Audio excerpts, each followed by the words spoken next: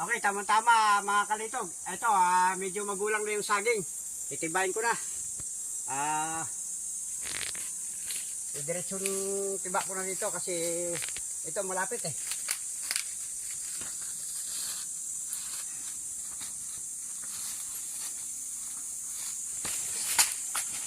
Ito ko magtiba ng saging.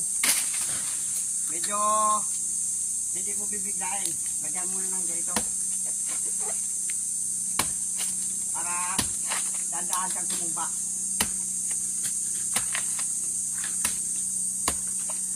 Para hindi mabigla. Yan. Magandang natin ng konti. Okay. Tumumba.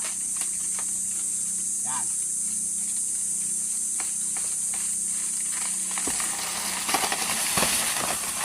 Yan.